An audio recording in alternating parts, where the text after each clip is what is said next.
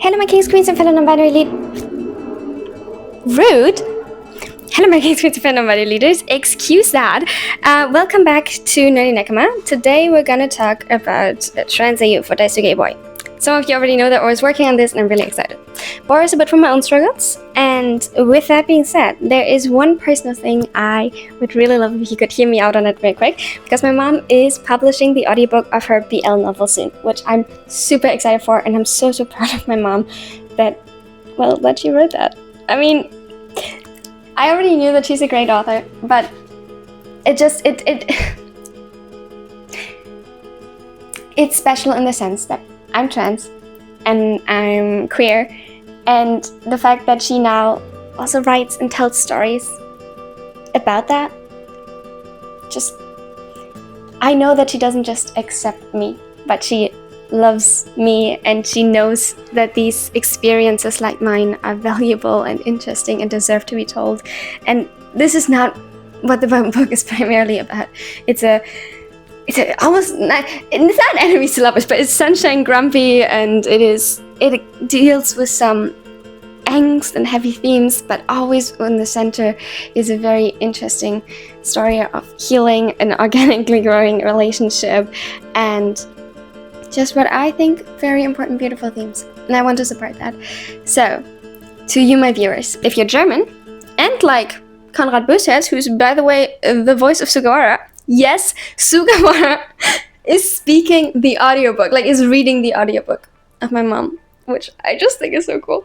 Anyway, to anyone who's German, feel free to check that out. I will leave a link under the pinned comment on where you can find it.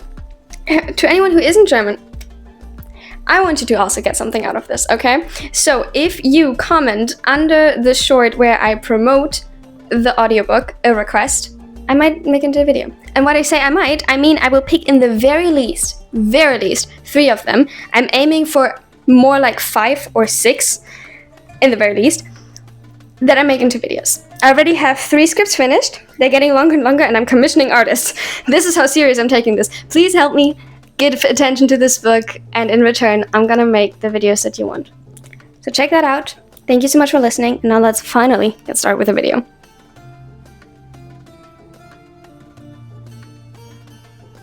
I'm home. Iwaizumi's words were almost swallowed by a yawn. The tiredness weighed his muscles down heavily. Where he usually had no issue lifting the heavy weights in the gym, now it felt like just dragging himself inside was a monumental task. It didn't help that none of his beloveds came to greet him as usual, not even calling out to him. He let a tired grumble and a little pouty, not that he'd admit that, continued into the living room. His pout turned to a concerned frown as he found Suga talking animatedly with Daichi, chewing on his lip in between sentences and struggling to stay still as he always did when nervous. He usually never behaves that way. Do you think he got hurt again and tries to hide it? What if... He cut himself off as he finally spotted Iwaizumi in the doorframe and called out to him. Hajime! Daichi turned around too. He was calmer, but his eyes reflected the same concern that lay at Sugawara's voice. Thank the gods. Something is wrong with Toru, and he won't talk to us. He's just isolating in your room, and... Koshi, breathe. He firmly placed his hands on Sugawara's shoulders, prompting the other to take a deep breath.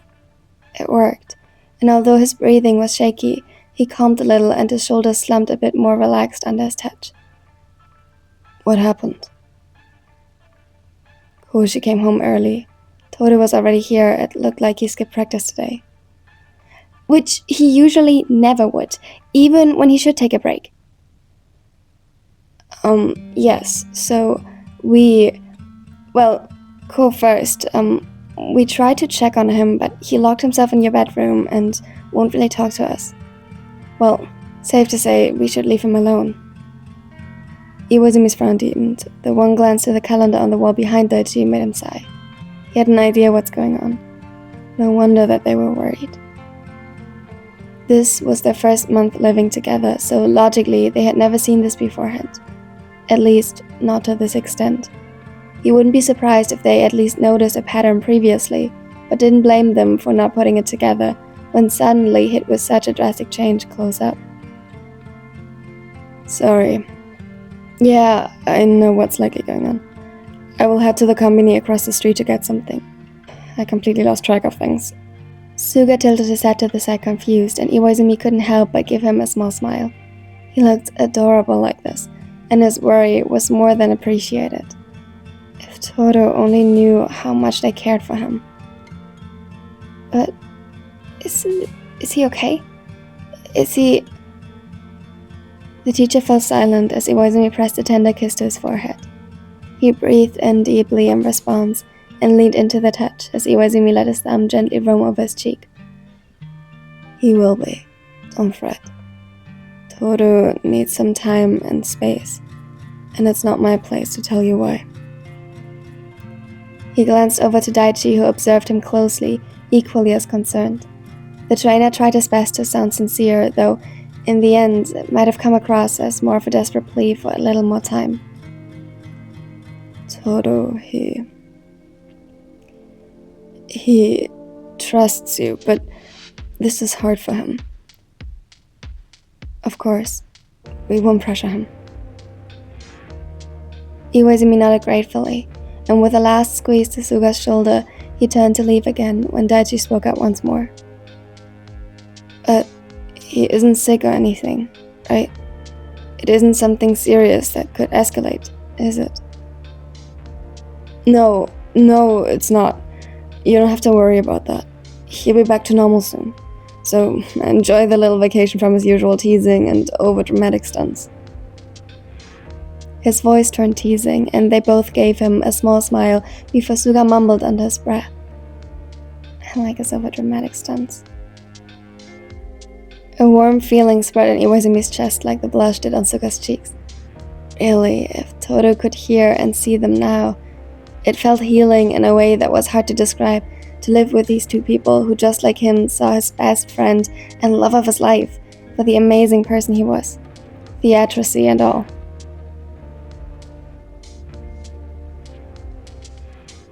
Go away.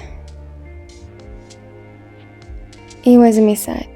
He expected something like this, but if Oikawa was ready to talk to Koshi and Daichi so harshly, it must be bad. I got painkillers and heat pads, and I will make you your favorite tea if you stop being such a brat. A huff echoed from inside, but it was soon followed by soft footsteps and the clicking of the lock. He waited a moment, giving Oikawa the chance to retreat further into the room before opening it.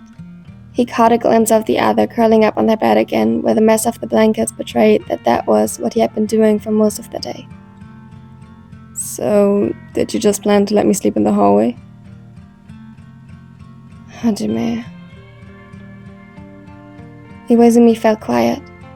The setter's voice wasn't pouty or whiny, not even angry, just firm and determined. A line he came close to crossing. He breathed in slowly and felt the mattress dip under his weight. Toru didn't turn to look at him. Here, take these. I will get you a glass of water. But Toru had already snatched a pill from his hand and swallowed it without any help. His other hand remained wrapped tightly enough on the blanket that his knuckles turned white. It's bad. The toddler nodded slowly, and Iwaizumi saw tears glistening in the corners of his eyes. His heart ached at the sight, and he slowly reached out to soothingly pat in firm strokes over his back. A tinge of relief spread in his heart as he felt Toru relax a little under his touch. Okay. I got you pads and heat patches for your back and stomach. Let me get you your tea while you take care of that. Oikawa cringed and his face morphed into an uncomfortable expression. The tension returned to his body as though the idea physically pained him. What is it? I only had 10 months left. I hate taking them out. It takes longer and... He left the words hanging, but Iwaizumi understood, and he let his hand soothingly rake through his hair, nails catching at his skull while massaging it gently. I know, but we can't have you getting sepsis. Go and take care of that, and I'll make sure you're as comfortable as possible after. Reluctantly, Aikawa agreed and got up. Iwaizumi saw the pain in every step he took and winced himself. It got like this nearly every month. He made quick work of getting him his tea and preparing a few snacks to substitute the dinner he knew Oikawa would reject. At the side, Suga looked at him with renewed worry, and he had only weak reassurances to offer. By the time he returned, Oikawa was still absent. He heard the water running in the bathroom, and after a few more minutes, the door opened. For the first time since coming home, he saw the setter's face clearly. It was twisted in pain and exhaustion, but most urgently, there was an old grief underlying everything. He felt defeated, and Iwaizumi hated seeing it on him. "Come here. Let me help you." He did. Like an overgrown house cat, he crawled up on the bed and rested his head in Iwaizumi's lap before curling his body around him. Iwaizumi chuckled weakly. "You can't apply the patches like that." Oikawa groaned as though it was the gravest injustice in the universe that his boyfriend couldn't magically will the material to appear on the skin in just the right places. He slowly, and not without more pain flitting over his face, turned to expose his belly. Iwaizumi gently tucked up his shirt and got the package, promising relief in the form of warmth. While he opened it with his right hand and teeth, his left took to massaging Toru's lower stomach, where he knew the pain to be some of the worst. The satyr had closed his eyes, brows pulled together, but didn't stop him, so he presumed it helped a bit. When the warm patch met his skin, he flinched before easing into it with a tiny breath of relief. The trainer helped him turn to his side so that he could do the same for his lower back. When he was done, Oikawa clung to his shirt, while the occasional silent tear streaked his face and wet the fabric of his clothes. "I must feel so awful. If I'm already being punished with a sick joke of a wrong body, why must I be reminded every month?" Iwaizumi drew in another deep breath, but it caught in his suddenly tight throat. He pulled the setter tighter to his chest and began rocking them gently. "Toru, I really think you might want to consider seeing a gynecologist again. I don't think this much pain is normal." "I already did that." "Another one. The last one was an idiot." The taller chuckled meekly, but didn't say anything more, so much to his dismay, Iwaizumi dropped the topic. For a moment they sat in silence while he continued to soothe his pain as best as he could. Eventually, Oikawa felt well enough to reach for some of the snacks and tea, and Iwa helped him while occasionally brushing through his hair and wiping a tear from his cheek. "You know, Koshi and Dai were really worried about you." Oikawa stiffened and lowered the onigiri he had been nibbling on. "I'm not saying to tell them right now, just eventually. We live together. Such secrets will be hard to keep, not that... I mean..." He gave up, and Toru too remained silent. He didn't look at him, and Iwaizumi felt his chest constrict at the renewed mist overlaying the setter's eyes. He pulled him into his arms again, placing kisses on his hair and silently wishing his love would feel better soon.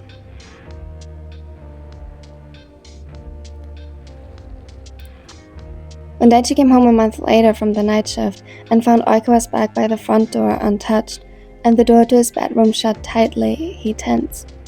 It didn't take much to see the similarities, and his heart clenched as he found the door not just shut, but locked. He knocked on the wood gently, nervously chewing on his bottom lip and dreading the possible reaction.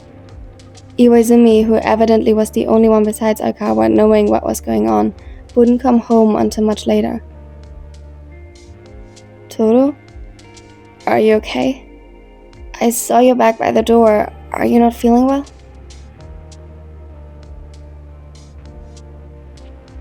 Mentally, he went through what could cause him to isolate. Daichi was aware of the setter's tendencies to overwork himself and fall into avoidance if called out on it. Perhaps an injury or sickness forced him to stay home, and in his frustration, he didn't want to be confronted with it. "Please, love, if you're sick, let me help. I'll be gone again immediately after if you want to rest alone. Just Let me bring you some meds, and make sure you're okay. Toru was the opposite of Koshi when it came to this. While leading up to admitting defeat, they could be similarly stubborn. Once in bed, Suga became clingy and demanding, not that he minded one bit. He had expected something similar of Oikawa with his typical melodrama, and was left puzzled on how to deal with this. His heart ached in worry, and he almost missed the sound of the lock turning. Hastily, he stumbled back a step. Toru opened the door just enough to lean against its frame for support. He didn't meet Daichi's gaze, but even so, the other didn't miss the pain clearly written on his face, and the evidence of tears and exhaustion carved into it. He looked... Daichi didn't know how to describe it, but a deep agony that had his concern multiplying rapidly was hidden in those brown eyes he loved so much to see happy. Could you get me something from the pharmacy? Of course. He nodded quickly. Tension grew in his body with the desire to alleviate whatever was hurting his beloved as soon as possible. Just some pain meds.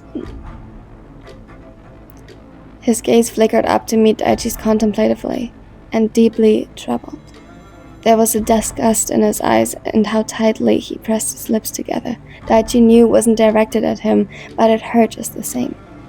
What was it that could pain him so much to say? I need pads. You know, like period products. Realization clicked into place in Daichi's mind, and in a way, that was a relief. At least he knew now what to do. Of course. Anything else? Oikawa hesitated. Uncertainty was reflected in his eyes as he looked up again. Something raw and vulnerable. Daichi wished nothing more than to soothe and cradle. He disappeared briefly into the room and came back, handing him a piece of paper, his insurance card, and medication booklet. He spoke once more without meeting his eyes, but Daichi just accepted it gratefully. Could you pick up this prescription for me? I'll go immediately. You just rest. This shouldn't take me longer than 15 minutes. He was about to press a kiss to his cheek, but caught himself just in time. With how uncomfortable Toru appeared right now, it might not have been welcome. Daichi had taken his request well. No questions. Of course he knew his boyfriend to be smart enough to put one and one together, and of course, he didn't expect him to take an issue with it, but somehow it still unsettled him how quickly he had accepted what must have been pretty odd to him at first glance. Was he perhaps just kidding himself? And even after years of treatment and progress, it was obvious at the slightest implication. He felt a sob building in his throat, and it didn't help that his nerves were already fried. Toru? I'm back. Damn it. He heard Daichi come down the hallway and seemingly dropping something on the way before catching himself. When he risked a glance, he found him stumbling through the door, a bit out of breath and balancing various bags, his face bright. The setter frowned, confused. Did you buy the whole pharmacy? Daichi chuckled and started setting things down before presenting them to him like a proud dog or crow showing off its collection. Not quite, but I wasn't sure which brand or size of pets he preferred, so I got several. These ones apparently are best overnight, and I also thought it would be good to have some for next month. Yet, since you haven't had any like that, I thought maybe that was an uncomfortable reminder, so I got you this box to put them in. We can place it on top of the bathroom shelf, so you won't have to be reminded of it by the packaging or anything. Oikawa watched incredulously as Daichi unpacked and sorted his findings. He didn't know whether the growing pressure in his chest were tears, embarrassment, or anger.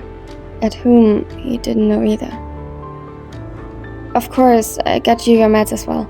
These ones are painkillers that supposedly help specifically with period cramps, which might just be a way to sell them more expensively, but I thought it was worth a try. I still got normal ibuprofen though, just to make sure. Also your prescription and of course the documents. I also got you several heat pads, some lotion to calm the skin, and your favorite scent for the diffuser. From the combini, I got you some vitamin jellies and electrolyte drinks. Also protein shakes, in case you feel too nauseous to eat. Then your favorite chocolates, actually several of those, and some more snacks. Oh, and I got you an iron supplement, just to make sure, and anti-nausea medication. I forgot to mention those. I asked the pharmacist, and made sure they all are safe to take together. However, if I forgot anything or you need anything else, let me know. I checked beforehand, and we still have some of your favorite teas, so I can make you some if you want. Okay. He was definitely crying now. For a moment, he couldn't even form words as his airways clogged up with sobs and snot, and he felt choked by the tenderness in Daichi's gaze. How did you know? How did he know to react like that? Did Iwaizumi tell you? Hurt spread in his chest, though it was weak, and before he could even take root, Daichi shook his head and rushed over. No, of course not. He would never tell such a thing to anyone behind your back. Hesitantly, Daichi reached out and Oikawa led him. His fingers raked over his scalp soothingly. Hiccups fell from his throat as his composure crumbled and he hugged himself tighter.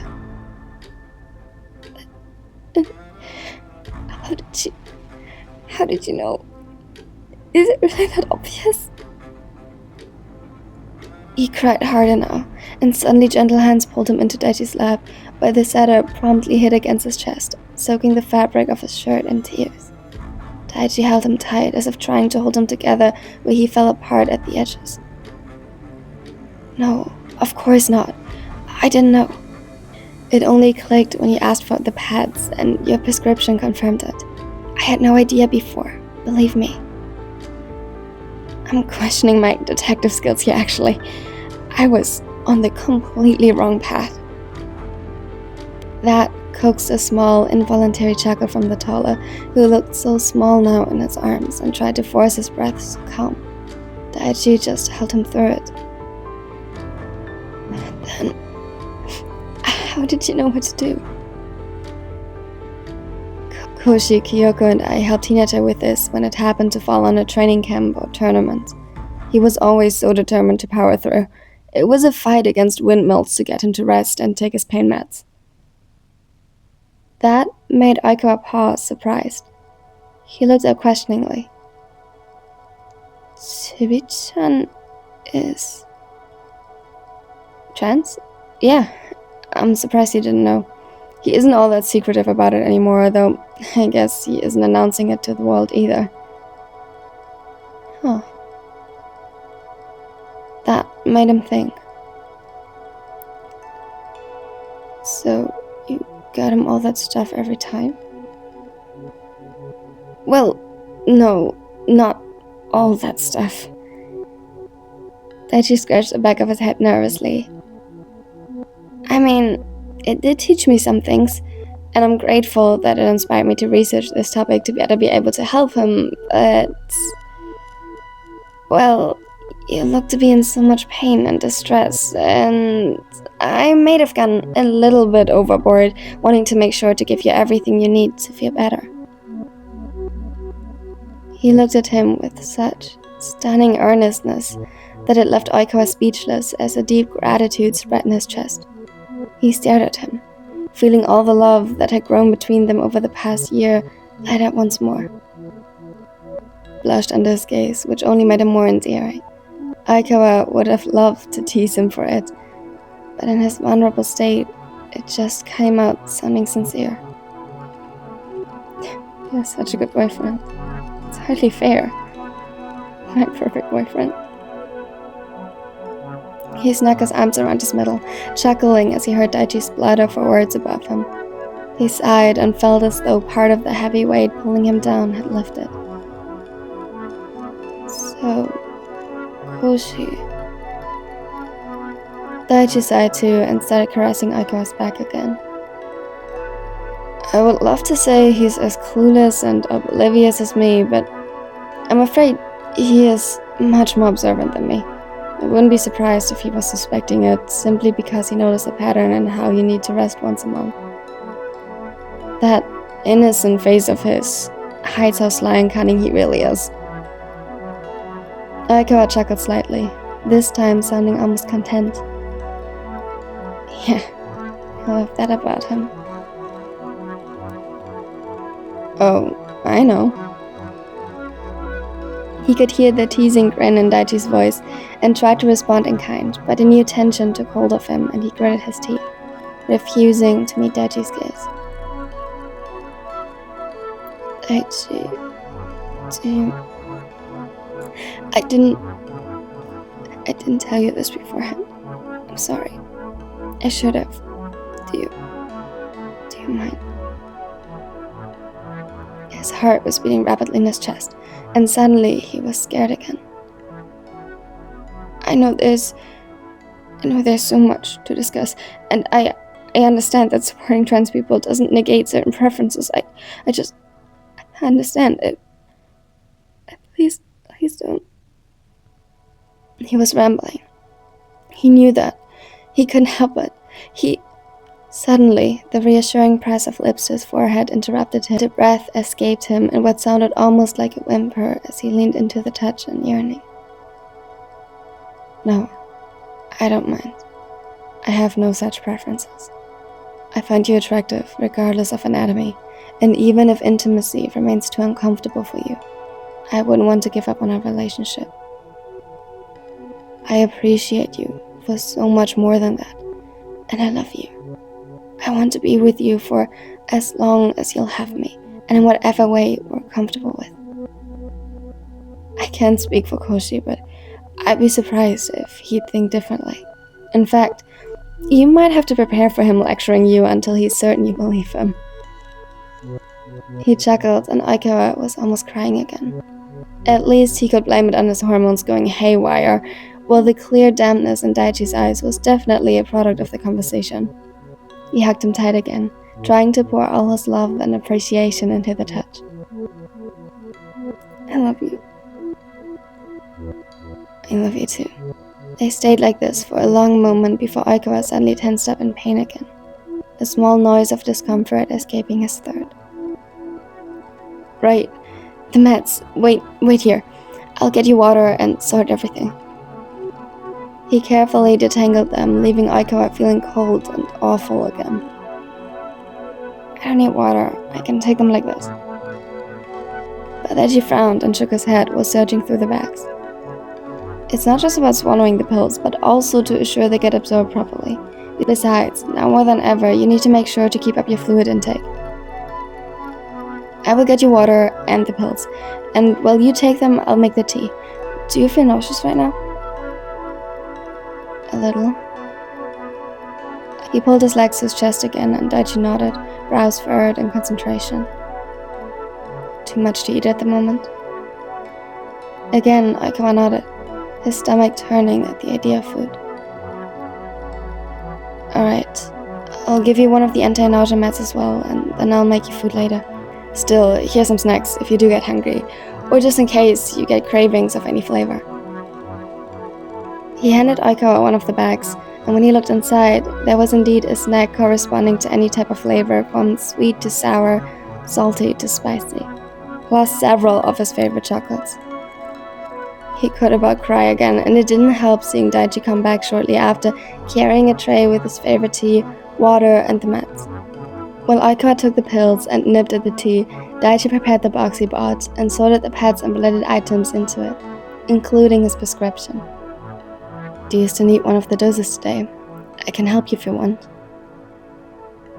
Still speechless, Oikawa nodded, and before he knew it, Daichi injected the small syringe containing testosterone into the fat of his stomach, gentler than he himself ever had.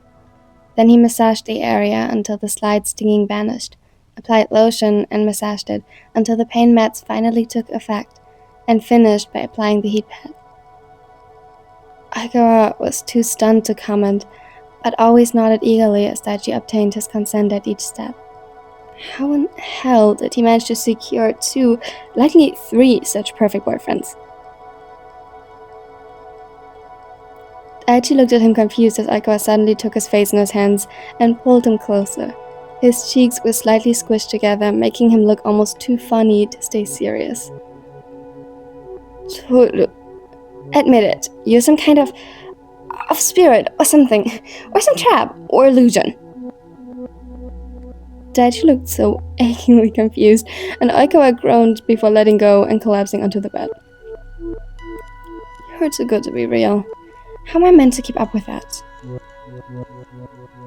His lament only earned him a chuckle as Daichi lay down beside him and cuddled up to his side. You already are. Oikawa smiled fondly when suddenly Daichi yawned, and with his face so close, but not morphed by worry or Oikawa's inspecting hands, he saw the deep tiredness in his expression. Shit, I forgot you had the night shift. Here Daichi was, being the perfect boyfriend, and Oikawa couldn't even respect or notice that he needed rest. Quickly, he pulled the blanket over them, uncaring that Daichi hadn't changed into sleeping attire. Neither did the smaller as it seemed as he began drifting off. It's fine. His words were barely legible, and he was cut off by a yawn again. Rest. I will too. It was a promise, and he did feel a lot better observing Daichi's face as the other quickly fell into a peaceful slumber. If he followed him soon after, then only because he ended up feeling only half as awful under Daichi's attentive care.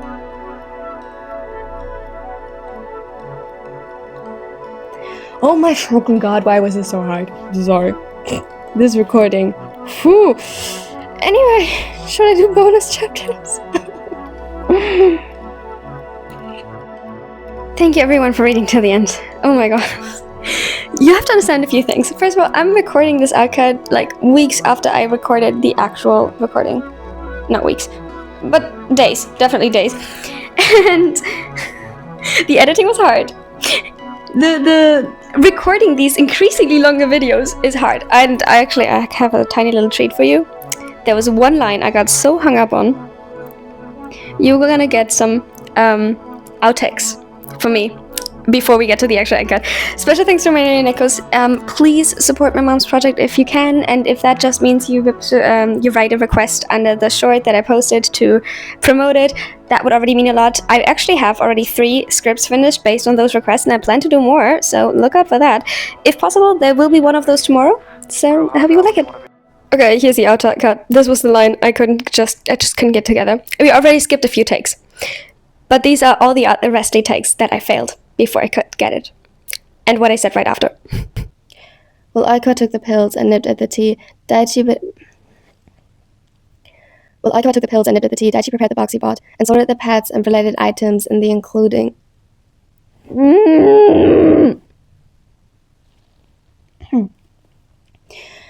While Oikawa took the pills and nipped at the tea, Daichi prepared the box he bought and sorted the pads and related items into it. I hate this.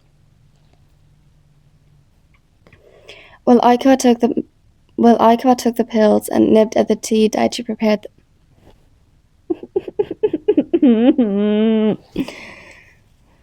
Oh my god, okay. You will not defeat me. Well, Oikawa took the pills and nipped at the tea. Daichi prepared the box he bought and sorted the pads and related items. Blah, blah, blah, blah, blah, blah. Das ist der Beweis, dass ich kein Englisch kann. What the fuck? Digga, come on. Well, Oikawa took them. Well, why? Goodness, why? I'm so close to the end. It's not even midnight yet.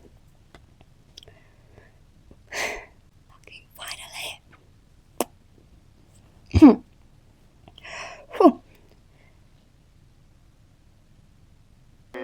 Step 4. Everybody just do your thing. Wake up. Today's gonna be a good day. Wake up. Today's gonna be a good day. Wake up. Today's gonna be a good day. Wake up. Today's gonna be a good day. Wake up. Today's gonna be a good day. Wake up.